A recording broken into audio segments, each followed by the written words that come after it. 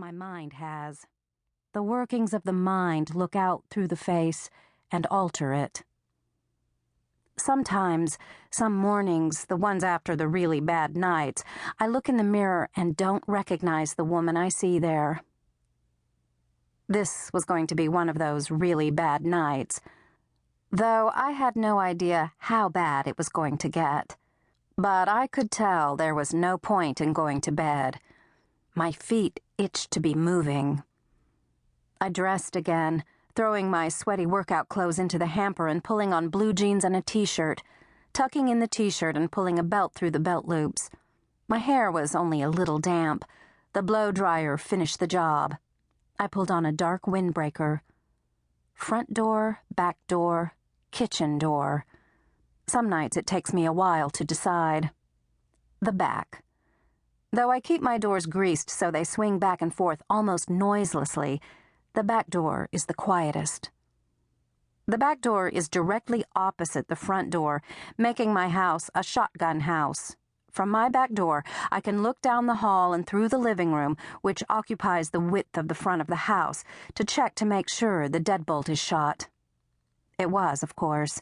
I'm not one to neglect security. I locked the back door as I left, using another key to turn the deadbolt from the outside. I pushed the key down to the very bottom of my front pocket where it couldn't possibly fall out.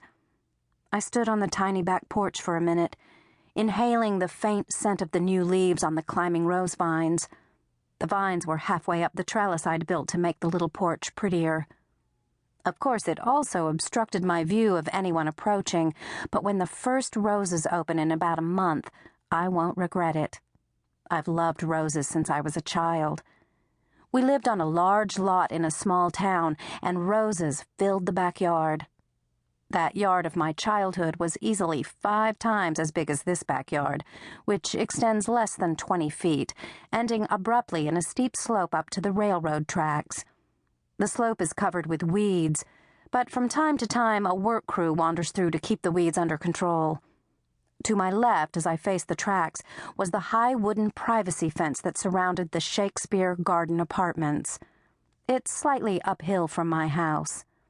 To my right and downhill was the equally tiny backyard of the only other house on the street.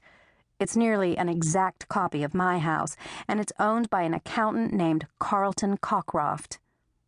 Carlton's lights were off, not too surprising at this hour of the night. The only light I could see in the apartment building was in Deidre Dean's place. As I glanced up, her window fell dark. 1 o'clock in the morning. I silently stepped off my little back porch, my walking shoes making almost no noise in the grass, and began to move invisibly through the streets of Shakespeare. The night was still and dark, no wind, the moon only a crescent in cold space. I couldn't even see myself. I liked that.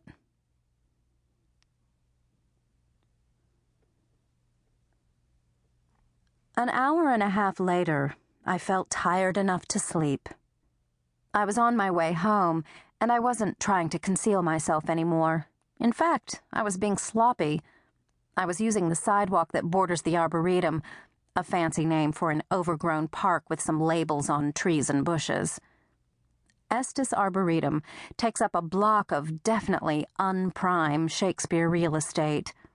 Each of the 4 streets edging the park has a different name, and my street, Track, on the park's east side, is only a block long, so there's little traffic, and every morning I get to look out my front window and see trees across the street instead of someone else's carport.